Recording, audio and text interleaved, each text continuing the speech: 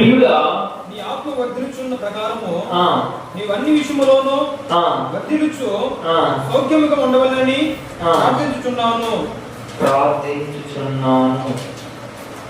హల్లెలూయా. ప్రియుడా, చదువయ్యా. ప్రియుడా, నీ ఆత్మ వర్ధిల్చున్న ప్రకారము అన్ని విషయములోనూ నీవు అన్ని విషయములోనూ వర్ధిల్చు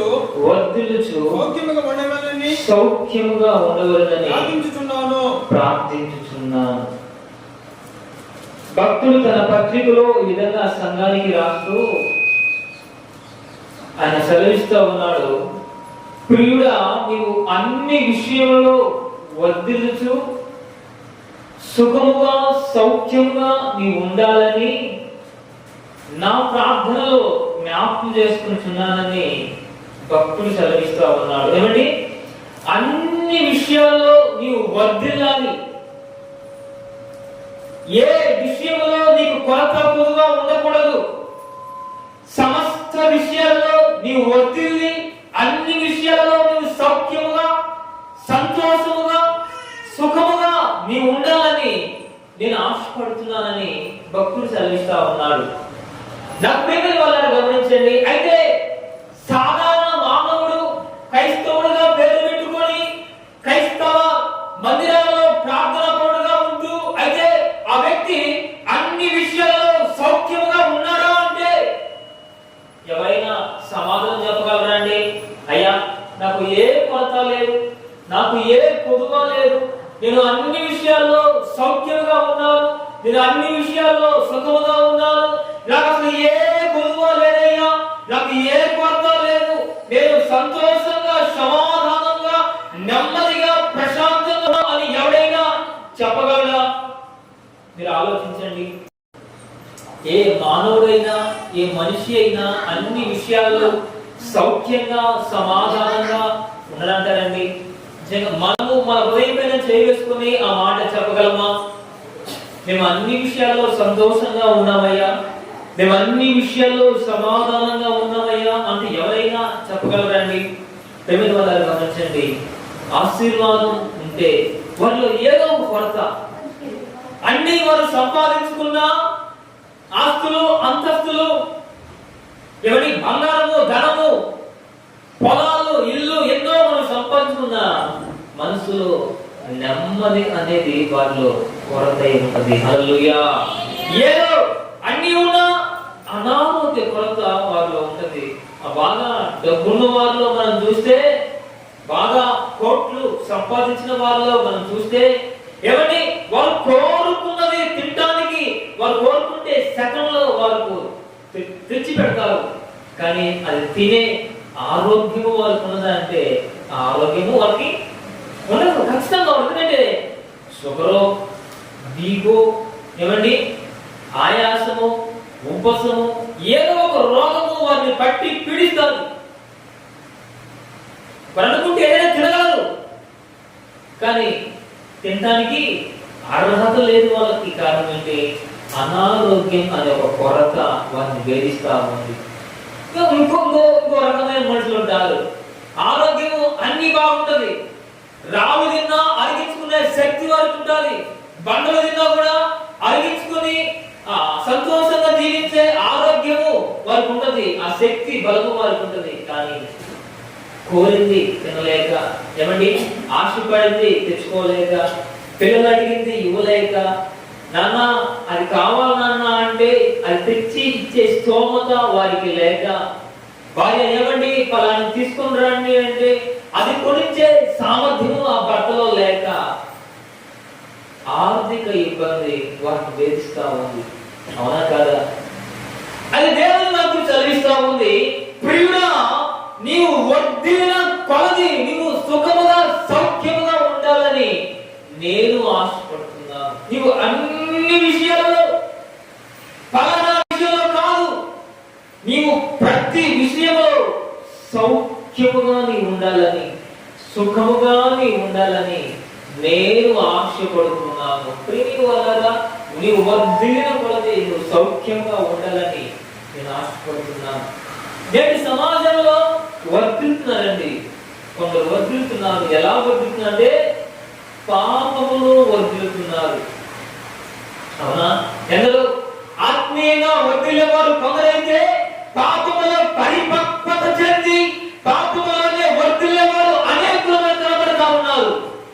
దుర్మార్గాన్ని నేర్చుకుంటున్నారు, దుష్టత్వాన్ని నేర్చుకుంటున్నారు, అతిక్రమాన్ని నేర్చుకుంటున్నారు, అన్యాయంలో వర్ధిల్లుతున్నారు, అక్రమంలో వారు వర్ధిల్లుతూ వస్తూ ఉన్నారు. నన్ను ప్రేమైన వాళ్ళారా, దేవుని వాక్యం సెలవిస్తా ఉంది, ఆత్మీయతలో మనం వర్ధిల్లుదుము గాక. హల్లెలూయా, హల్లెలూయా. దేవునిలో మాత్రమే మనం వర్ధిల్లుదుము గాక. ఆత్మీయతలో, దైవ భక్తిలో మనం వర్ధిల్లుదుము గాక. అట్టి భాగ్యం ప్రభువు నాకు దయచేయడు గాక. ప్రేమిక వాళ్ళరా, ఎలా వర్ధిల్లాలి? ఎలా వర్ధిల్లాలి చూడండి. లూకాసు సువార్త 2:52 ఆశీర్వాదంగా ఇది వేసేసి మీరు నా బిగ్గర చెప్పేటప్పుడు కష్టమైన భాగమైన అది బాగా వస్తుంది. లూకాసు సువార్త 2:52 ఉండండి. యేసు జ్ఞానమందును, యేసు జ్ఞానమందును, వయసునందును, అయ్యా వయసునందును, దేవుని దయయందును, మనుషుల దయయందును వర్ధిల్లుచు ఉండెను. హల్లెలూయా. ఏమండి? ప్రభువు యేసు క్రీస్తు వారి గురించిన చక్కటి మాట. యేసు జ్ఞానం, యేసు వయసుయందును, యేసు మనుషుల దయయందును, యేసు దేవుని దయయందును వర్ధిల్లుతూ వచ్చాడంట. హల్లెలూయా.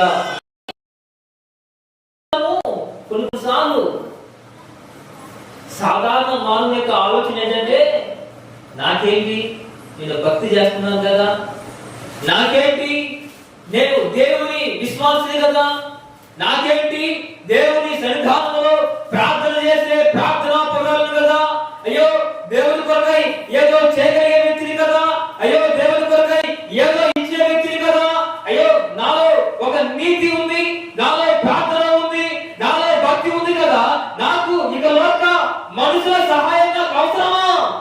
నేను ప్రార్థన చేస్తే దేవుడు ఏదైనా నాకు ఇస్తాడు కదా. అవునా కదండి?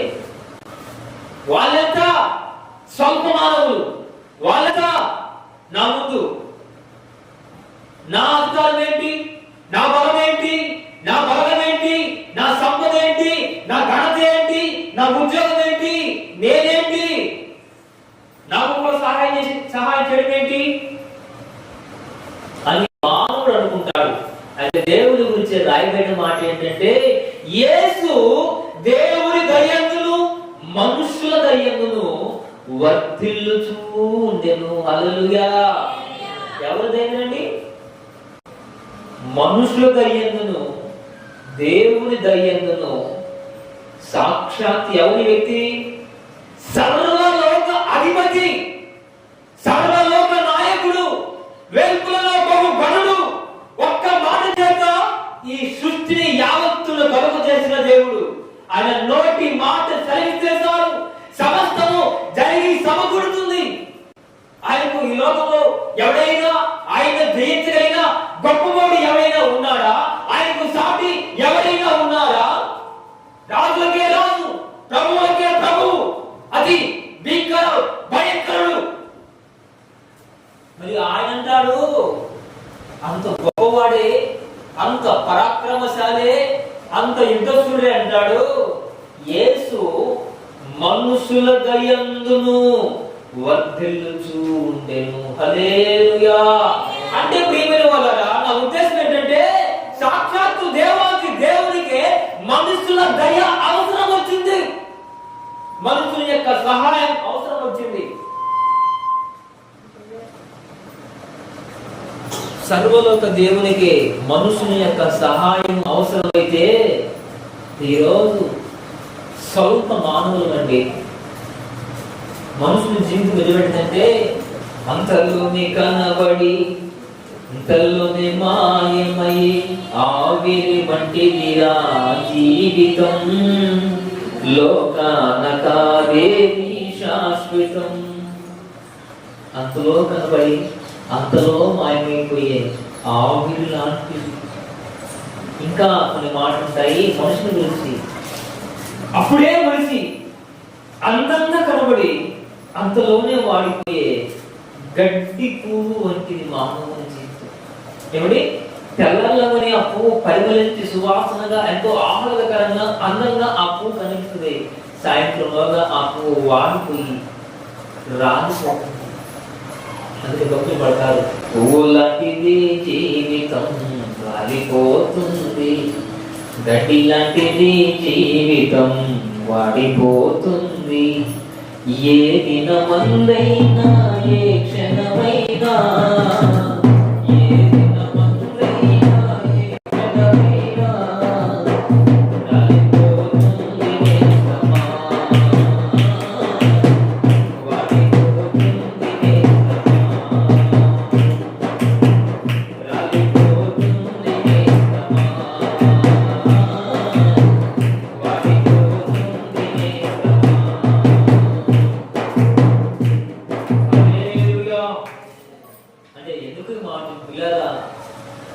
దేవుని సన్నిధానంలో ఉన్న నీవైనా,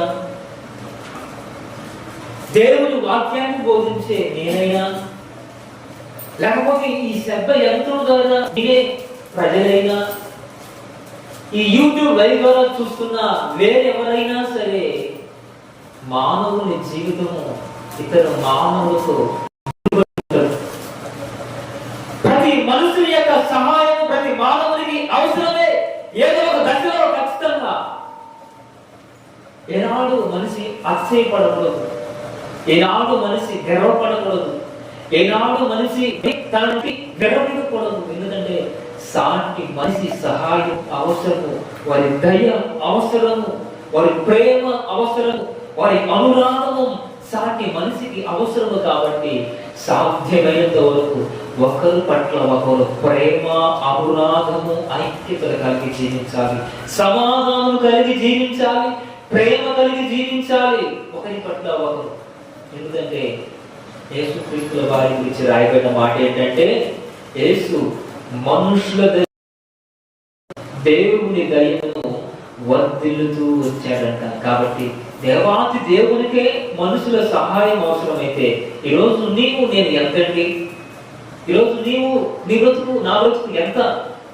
మనం ఏపాటి వారము దేవుని సన్నిధానములో దేవునికే మనుషుల సహాయం అవసరమైతే మనం ఏపాటి వారము? నేను ఇంకో మాట చెప్తాను. యేసు వారు తన సేవ పరిచర్యను చేయాలనుకుంటే ఆయన తన సింహాసనం నుండే కూర్చుండి ఇలా జరుగును గాక, ఇలా జరుగును గాక అంటే తన సేవ జరిగిపోయేది. కానీ ఆయన ఆకాశం నుండి కూర్చుని తన సేవ చేశాడా? తన చిత్తాన్ని నెరవేర్చాడా అంటే లేదు.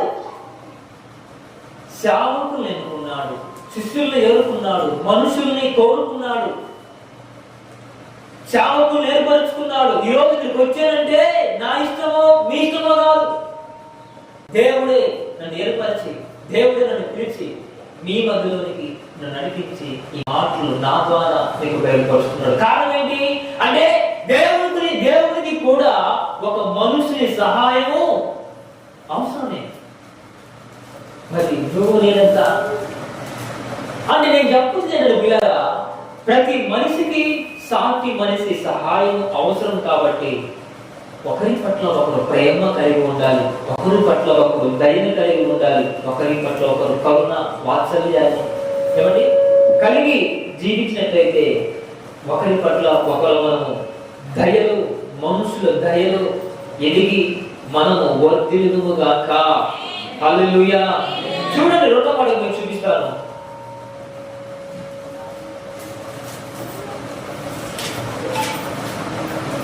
రెండో మాట చూడండి.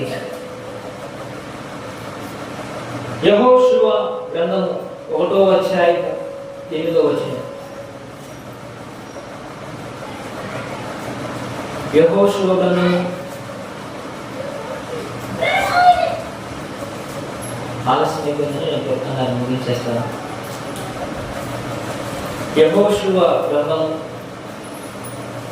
1వ అధ్యాయం 8వ వచనం.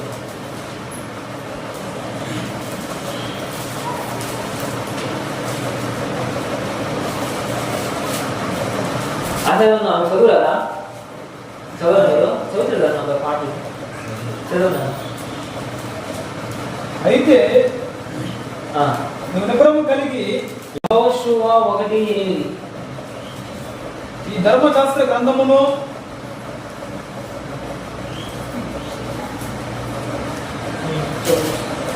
ఈ ధర్మశాస్త్ర గ్రంథమును బోధింపక తప్పిపోకూడదు దానిలో రాయబడిన వాటిలన్నిటి ప్రకారము చేయుటకు జాగ్రత్త పడినట్లు దివారాత్రము దానిని ధ్యానించిన ఎడల నీ మార్గమును వర్ధిల్ల చేసుకొని చక్కగా ప్రవర్తించదు. దీవారాత్రములు దానిని ధ్యానించిన ఎడల ఏమండి, దీవారాత్రములు దానిని ధ్యానించిన ఎడల నీ బ్రతుకును నీవు వర్ధిల్లుతావు. తద్వారా నీ బ్రతుకును నీవు చక్కబెట్టుకుంటావు. ఆమేన్. అంటే దేవుని వాక్యాన్ని చదివి దాన్ని ధ్యానం చేయటం వలన మనం ఏమవుతామండి? వర్ధిల్లుతాము. మన కుటుంబం వర్ధిల్లుద్ది, మన పిల్లలు వర్ధిల్లుతారు, ఆర్థిక వ్యవస్థ వర్ధిల్లుద్ది, కుటుంబ వ్యవస్థ వర్ధిల్లుద్ది, ఆరోగ్య వ్యవస్థ వర్ధిల్లుద్ది, సమాజంలో మనం వర్ధిల్లుతాము, సంఘంలో మనం వర్ధిల్లుతాము. అన్ని విషయాల్లో మనకు పేరు ప్రఖ్యాతి కలుగుద్ది. ఎప్పుడు? దేవుని వాక్యాన్ని ధ్యానం చేసినప్పుడు, దేవుని వాక్యాన్ని దీవారాత్రులు వాక్యాన్ని చదివినప్పుడు, ఆ వాక్యాన్ని మనం ప్రకటించినప్పుడు మన బ్రతుకులు వర్ధిల్లుతాయి. తద్వారా మన బ్రతుకు చక్కబెట్టుకుంటాము. హల్లెలూయా, హల్లెలూయా. వాక్యము అద్దము లాంటిది. వాక్యము అద్దము లాంటిది. అద్దంలో వెళ్ళి నిలబడినప్పుడు మనం ఏం చేస్తామని? అద్దము నిలబడి మనం ఏం చేస్తాము? అద్దము నిలబడి జుట్టు పోయింది, ముఖానికి ఏమైనా మెట్టేట్టుగా, ముఖంలో ఏమైనా కుసులు ఉన్నాయా, లేకపోతే జుట్టు ఏమైనా సింపుల్గా మారిందా? ఇక ఆడపిల్లలకి చెప్పాల్సిన అవసరం లేదు. ఎవరో చూసి ఈ మధ్య బుడ్డ మామ చూసానమ్మా, ఎక్కడో బుడ్డ మామ చాలా చిన్న, ఎవరు కాదు మాకు కుదిరే, చాలా చిన్న పాప అర్థం కొట్టుకుని మూసుకొని పోతా ఉన్నాయి. చాలా చిన్న పిల్ల, సంవత్సరం కంటే సంవత్సరం 3 నెలలు ఉంటుంది పాప కోసం. అబద్ధం కాదు, నేను చెప్తున్నాను. ఆ పాప చూసుకొని ఆ పాప ముఖం మీద పూసుకుంటా ఉంది. చిన్న పాప. నాకు అనిపించింది, ఒక ఆడపిల్ల లాంటి ఇలాగే ఉంటారేమో కాక. అంటే ఆడపిల్ల వాళ్ళ మనసులో అలా ఉంటుంది. అంటే అర్థం ముందు నిలబడితే మనలో ఉన్న ఆ ముఖానికి ఏమైనా అంటుకుందా, జుట్టు ఎలా ఉంది, ముఖం ఎలా ఉంది, వస్త్రాలు ఎలా ఉన్నాయి, సరి చేసుకుంటాం. ఉన్నా కాదా? సరి చేసుకుంటాం. మనమైనా సరి చేసుకుంటాం వస్త్రాలని. వాక్యము అర్థము లాంటిది. వాక్యము అర్థము లాంటిది. వాక్యం ముందు మన బ్రతుకును చూసినప్పుడు, వాక్యం ఎదురుగా మన బ్రతుకును నిలబెట్టినప్పుడు మనలో ఉన్న లోపాలన్నీ, మనలో ఉన్న మురికన్ని, మనలో ఉన్న మాలిన్యం అంతా, మనలో ఉన్న ఆ మట్టి అంతా మనకు కనబడతా ఉంటుంది.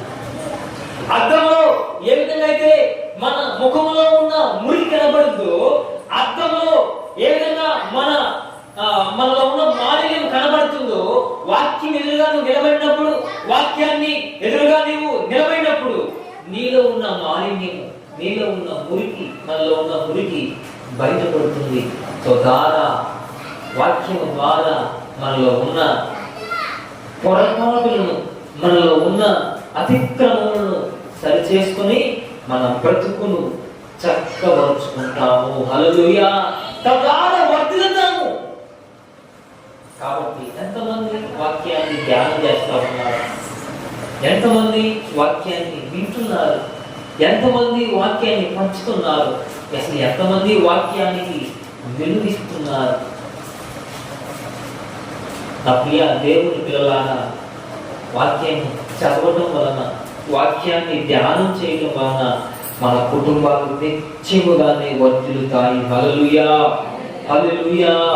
ఈరోజు మన కుటుంబాలు వర్ధిల్లాలి అంటే, మన కుటుంబం ఆర్థిక పరంగా అభివృద్ధి చెందాలంటే మనం వాక్యాన్ని ధ్యానం చేయాలి, మన వాక్యాన్ని చదవాలి.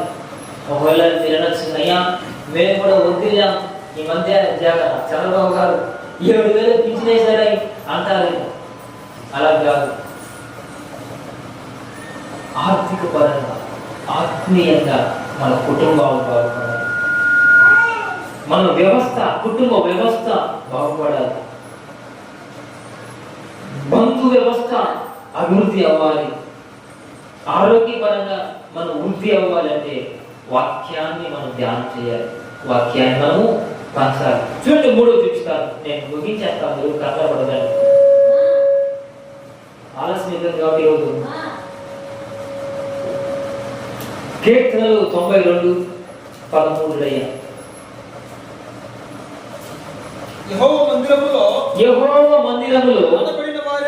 నాటబడిన వారై వారు మన దేవుని ఆవరణంలో వర్ధిల్లుదురు. యెహోవా మందిర ఆవరణంలో వారు నాటబడిన వారై వారు వర్ధిల్లుతారు. దేవుని మందిరంలో ఎవరైతే నివసిస్తారో, దేవుని సన్నిధానంలో ఎవరైతే ఉండాలని ఆశపడతారో వారు వర్ధిల్లుతారు. చర్చికి రాకుండా ఇళ్లలో కూర్చునేవారు కాదు, చర్చికి రాకుండా సినిమాలు చూసేవారు కాదు, చర్చికి రాకుండా సొంత పనులు చేసుకునేవారు కాదు, చర్చి సమయంలో, ఆరాధన సమయంలో చర్చి ఎగ్గొట్టి నిద్రపోయేవారు కాదు. కానీ పిల్లారా, దేవుని సన్నిధానంలో ఎవరైతే నివసిస్తారో, ఎవరైతే జీవిస్తారో వారు వర్ధిల్లుతారు. హల్లెలూయా, హల్లెలూయా. చర్చిలో ఉన్న గొప్ప ఆశీర్వాదం ఏంటంటే, చర్చి ఈ బలిపీఠం కింద ఒకరోజు దేవుని మందిరంలో ఆ పెట్టెలు పెట్టినట్లుగా, అట్ట గూడు పెట్టినట్లుగా బలిపీఠం కింద కొన్ని పిచ్చుకలు గూడు పెట్టారు.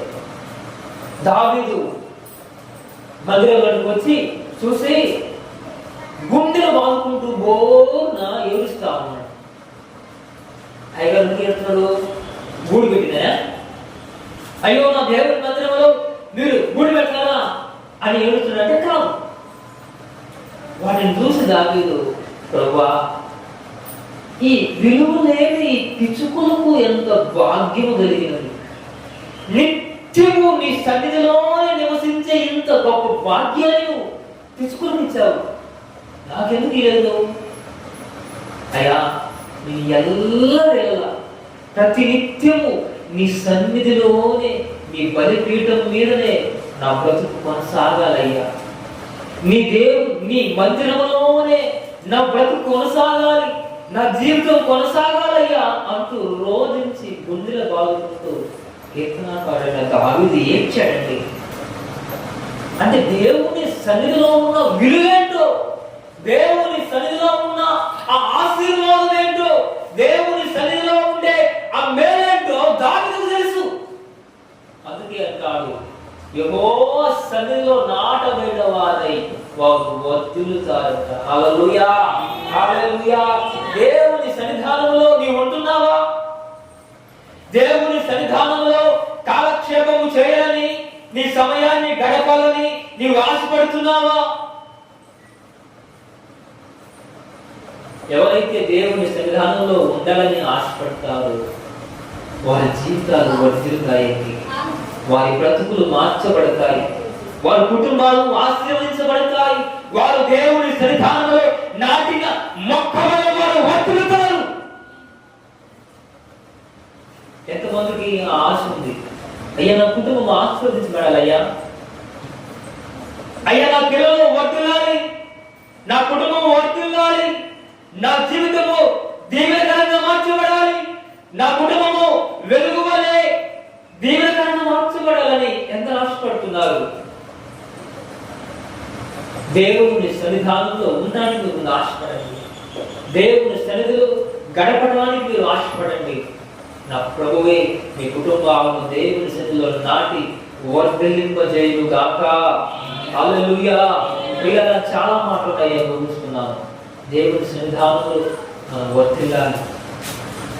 ప్రియుడా, నీ ఆత్మ వర్ధిల్లుతున్న ప్రకారము నీవు అన్ని విషయాలలో సుఖముగా, సౌఖ్యముగా, సమాధానముగా ఉండాలని భక్తుడు చెప్తున్నాడు. మనం ఎలా వర్ధిల్లాలంటే దేవుని దయను వర్ధిల్లాలి, మనుషుల దయను మనం వర్ధిల్లాలి. ఇలా వాక్యము చదవడం ద్వారా మనం వర్ధిల్లుతాం.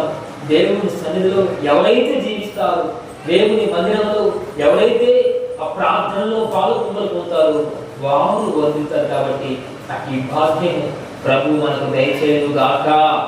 ఆమేన్. హల్లెలూయా. మోకరించండి, చిన్న ప్రార్థన చేస్తున్నాం. చెప్పబడిన వాక్యం నిమిత్తమై మన మధ్యలో ఉన్న దైవ సేవకురాలు వచ్చి ప్రార్థన చేస్తుంది.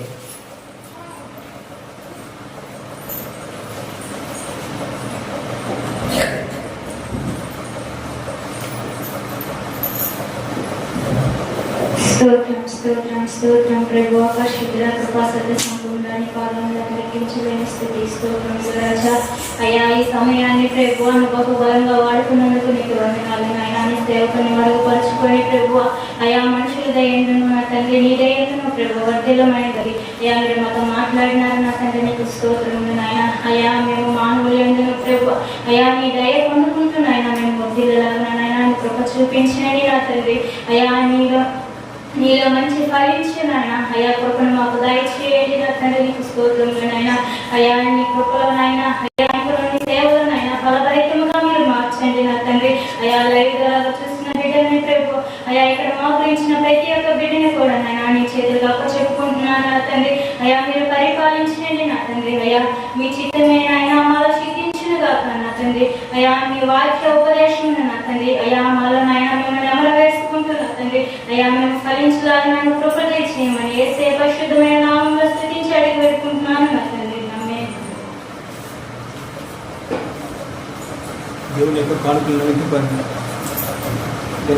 పరిచయ నిమిత్తం కానుకలను సమర్పించుకుందాం.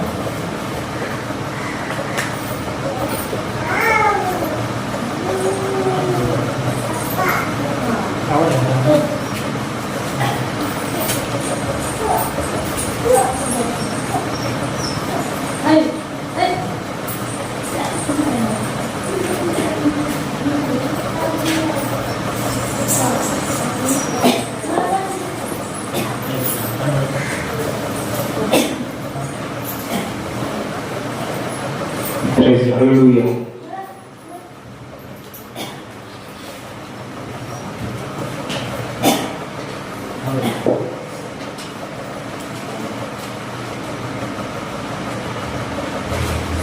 నీ ధనమో ప్రభు యేసుని దశమా భాగమునియ వెనుదీతువా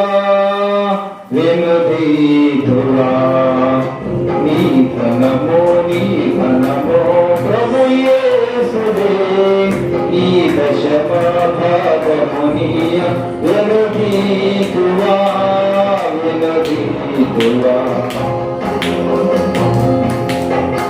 కరలోన ధనధాన్యములు నీయగా కరుణించి కాపాడి రసింపగా కరలోన ధనధాన్యములు నీయగా కరుణించి కాపాడి రసింపగా నీయగా మరు యేసు కొరకే వినదీతువా పరలోకనాథుందనీయగా మరు యేసు కొరకే వినదీతువా నీ ధనమో ప్రభు యేసుదే నీ దశభాగమునియ వెనుదీతువా